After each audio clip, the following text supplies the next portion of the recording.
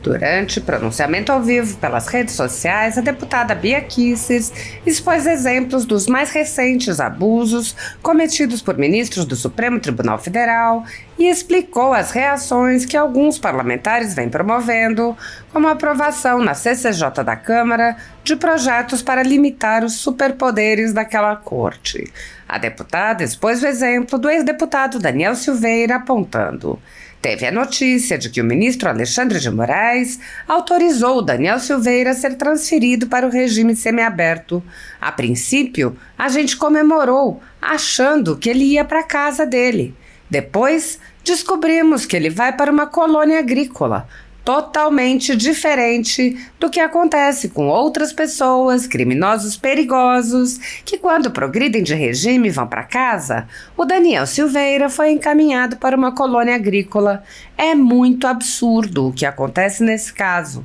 Bia Kicis lembrou que a prisão em regime fechado de Silveira já se estende por meses além do prazo legal e disse, ou seja, as regras que valem para os piores criminosos não valem para o Daniel Silveira, porque o Alexandre não quer.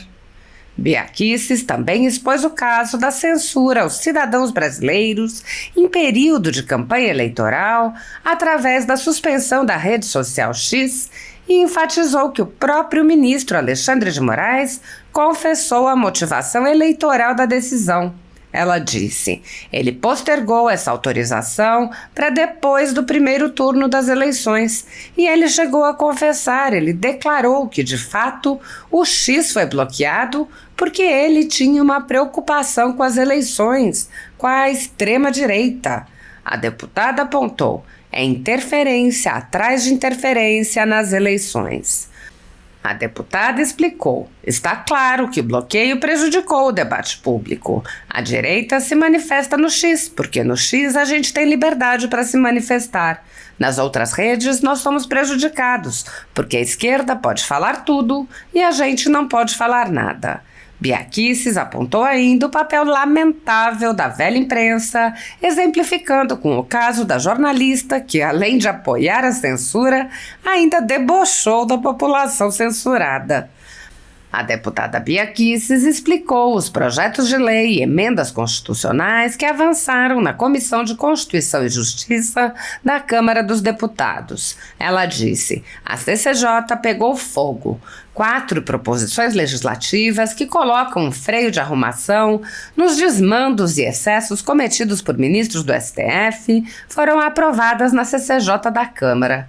Ela explicou que entre as medidas que avançaram, há a proibição de decisões monocráticas, a possibilidade de reversão pelo Congresso de decisões que extrapolam a competência do Supremo, o detalhamento dos crimes de responsabilidade de ministros, com criação de novos tipos penais, a criação de prazo para decidir sobre pedidos de impeachment de ministros, entre outros. A deputada lamentou que tenha havido a necessidade de criar novas leis, apontando que isso se dá pela omissão e subserviência do Congresso.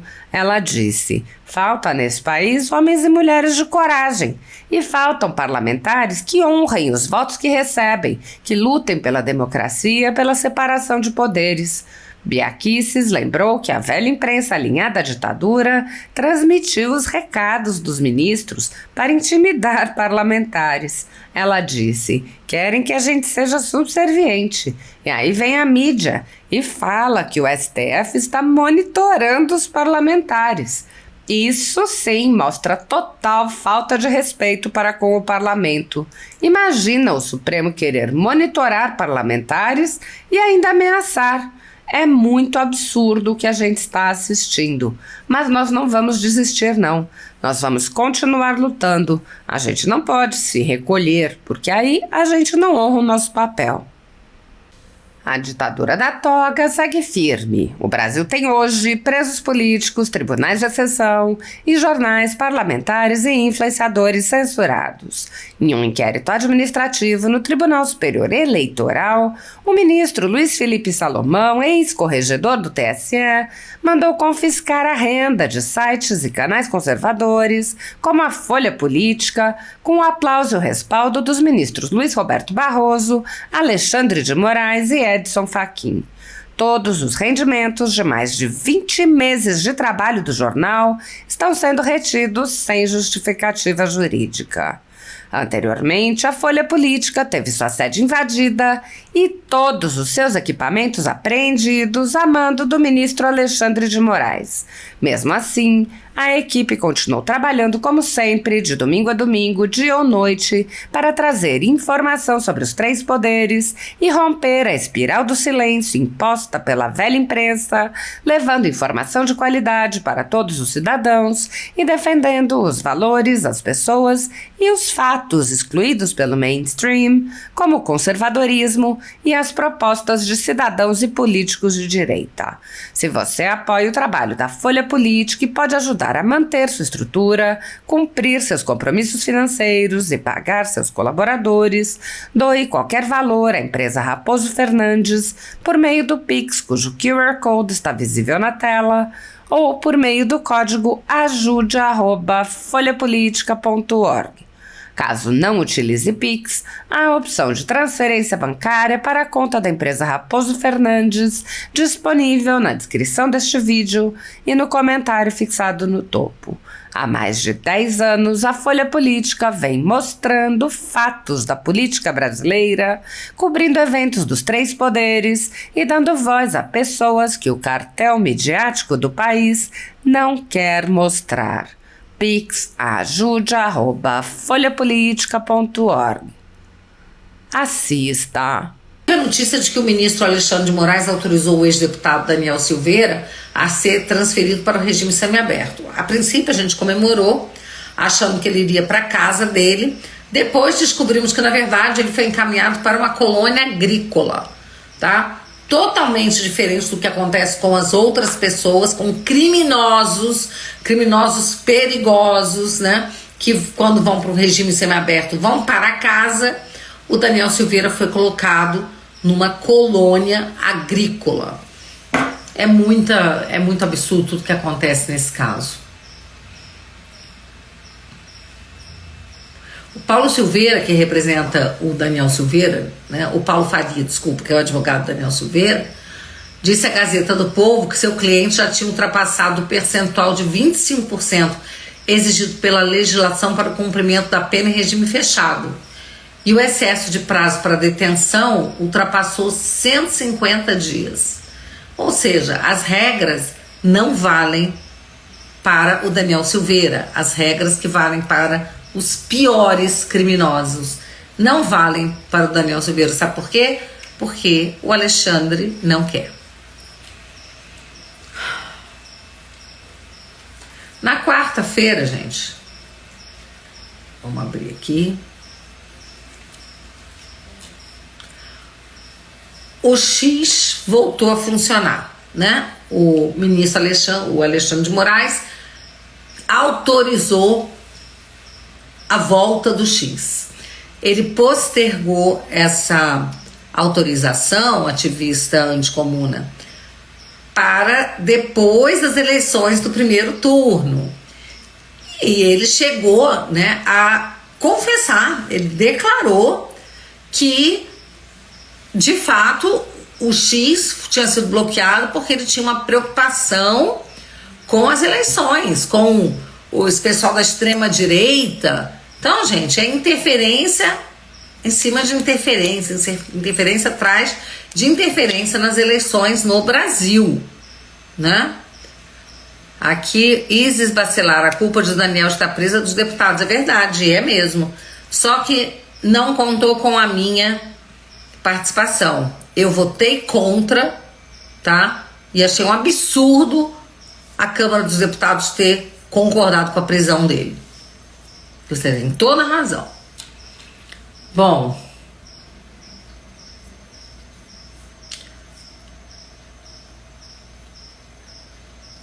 então é claro que o bloqueio prejudicou o debate público. A gente sabe que a direita se manifesta no X, porque no X a gente tem liberdade para se manifestar. Nas outras redes, nós somos prejudicados. A esquerda pode falar tudo, a gente não pode falar nada. Por exemplo, essa semana agora, teve um dia que eu recebi umas 10 notificações do YouTube dizendo que havia removido vídeos meus da época da pandemia, de 2021, 2020. Eles estão removendo agora os meus vídeos do YouTube. Agora, gente, nós estamos em 2024 e eles estão procurando os meus vídeos e removendo. Ou seja, tem coisa aí. É óbvio que tem coisa aí, não é? É óbvio que tantos anos depois, eles removendo esses vídeos, essas coisas não são à toa. Vocês podem ter certeza que vem coisa por aí, tá? Bom, vamos lá. Continuando, próximo assunto. Ah, sim, é importante dizer que teve jornalista, a Dora Kramer, né, que disse o seguinte: ah, o X ficou fora não sei quanto tempo e ninguém morreu. Ninguém morreu. Aí várias pessoas se manifestaram, né? Quem morreu foi a democracia. A democracia sim morreu, né? Alessandra Guimarães. Alexandra, um abraço para você, Alessandra. Vamos lá. Bom, gente, aí essa semana a CCJ pegou fogo, vocês puderam acompanhar 4 proposições legislativas que colocam um freio de arrumação nos desmandos e excessos cometidos por ministros do STF, foram aprovados na CCJ da Câmara. Eu quero aqui cumprimentar a minha amiga Carol Detoni, presidente da CCJ, pela sua coragem, né? Por ela estar enfrentando essa matéria e todos nós juntos enfrentando. Então foram 2 PECs, a PEC 8 e a PEC 28, uma que veda decisões monocráticas quando elas suspendem leis que foram aprovadas, né, pelo Congresso e também promulgadas pelo presidente da República, sancionadas, né? E uma outra, a 28, que na verdade permite que o Congresso suste decisões do Supremo que interfiram na nossa competência, mas dá a eles ainda o direito de, por 9 votos, suspenderem a nossa decisão e voltarem com a decisão deles. Então, são projetos super importantes. Os outros 2, essas são PECs, os 2 projetos de lei dizem respeito à lei de impeachment, para que um deles, para que não possam fazer como fizeram lá atrás com a Dilma, que a Câmara fez a admissão do impeachment, mandou para o Senado para julgar, e eles inventaram que teria... Obrigada, Giza Viana. Bia, você e a Carol estão fazendo uma gigante diferença nesse parlamento. Muito obrigada. Eles criaram uma coisa que não tem na Constituição nem na lei, inventaram uma segunda admissibilidade no Senado só para demorar mais o julgamento. Então, esse projeto, que é do Paulo Eduardo Martins, proíbe essa segunda admissibilidade, né? Uma vez admitido na Câmara, já vai ser julgado no Senado. E, obrigada, Júlia Silva Barreto. Bia, você nos representa. Obrigada.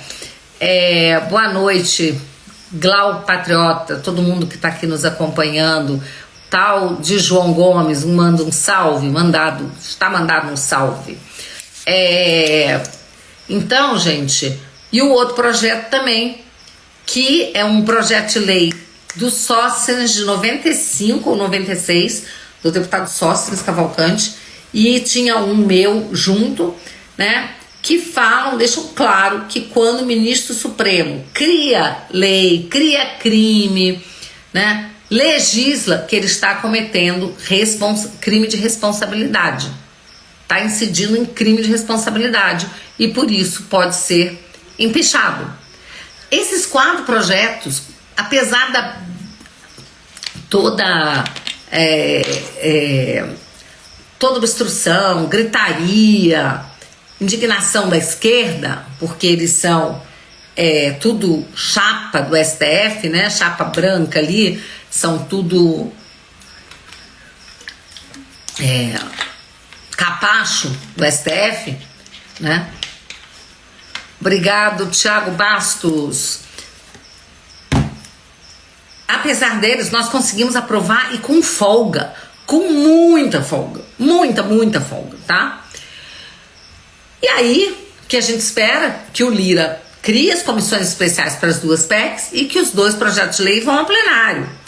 Aí, claro, né, a gente já está vendo a confusão armada, né? O jornalista dizendo que o Lira já disse que não vai pautar, não vai criar a comissão especial, o Pacheco dizendo que não pauta, porque passou pela Câmara, tirando um deles, valeu, Lúcia, tirando a PEC que veio do Senado, que é aquela PEC 8, que veda decisão monocrática, que inclusive acho que é de autoria do próprio Pacheco, ele já disse que a outra, que a gente pode sustar decisões do Supremo que invadam a nossa competência, ele disse que não pauta de jeito nenhum. Ou seja, gente, o que falta nesse país, homens e mulheres de coragem, temos, graças a Deus nós temos, mas não em número suficiente ainda, ocupando os cargos, né? E falta parlamentares que façam honrar os votos que recebem, né? Que lutem pela democracia, pela separação dos poderes, né? Eles querem que a gente tenha harmonia sem ter separação, ou seja, querem que a gente seja subserviente. E aí vem a mídia e fala o quê? Que o STF está monitorando os parlamentares que votaram a favor dessas PECs. Aí o Rogério Marinho, o senador Rogério Marinho, diz lá que espera que isso seja fofoca da mídia, que não seja real, né? Que essa notícia não seja verdadeira, que isso sim já mostra a total falta, gente, a total falta de respeito para com o parlamento. Imagina agora o Supremo querer monitorar parlamentar, ainda ameaçar, né, dizer que aqueles que têm processos lá, que vão ser mais monitorados ainda. Então, gente, é muito absurdo o que a gente está assistindo, mas nós não vamos desistir, não. Nós vamos continuar lutando, porque é isso que a gente tem que fazer, né? A gente não pode se encolher, ficar com medo, se recolher. Não tem como. A gente não pode fazer isso, porque aí a gente não honra, né, o nosso papel, né? Bom, vamos lá. Aí eu vou mandar um abraço aqui para a Carol Detoni, os sócios, o Marcel Van Hatten, que é o relator de uma dessas PECs, o Luiz Felipe Orleans Bragança, que é o outro autor, né? Para o nosso relator da PEC também,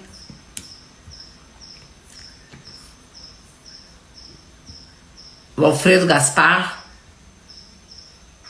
que foi maravilhoso, tá? Então vamos lá.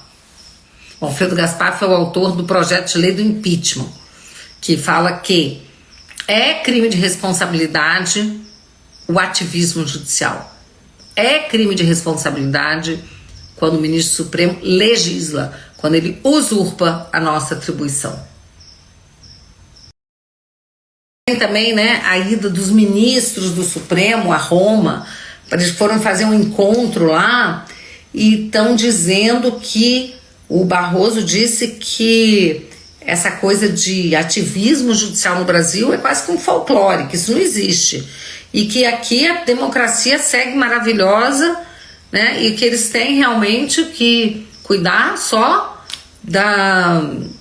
Eles têm que regular as redes para defender a democracia da extrema-direita, né?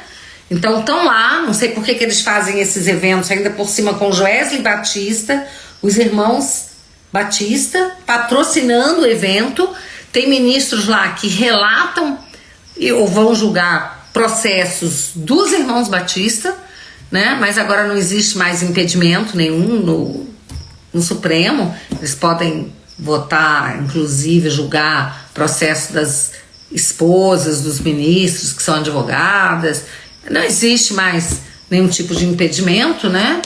Eles conseguiram criar isso. Aí eu queria lembrar que no Chile teve uma ministra da Suprema Corte lá que foi afastada, tá? Porque ela estava também, parece que vendendo decisão, era corrupta, e ela foi afastada, né? E aí a gente fica pensando assim, ué, gente, será que isso não é antidemocrático? Afastar uma ministra corrupta do Supremo? Afinal, ela é uma ministra do Supremo?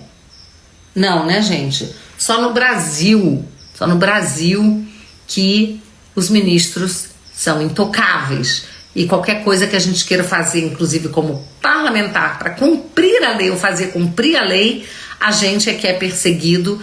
E você tem um número grande, infelizmente, ainda de parlamentares que se curvam, que se dobram, que se ajoelham, que são subservientes.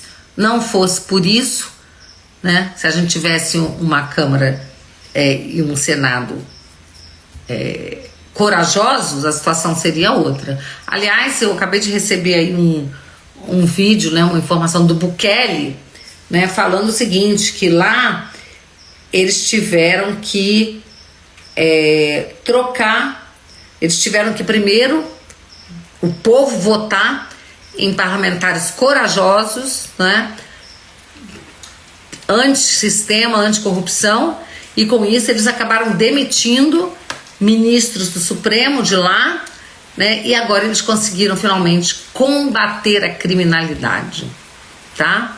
É isso, gente.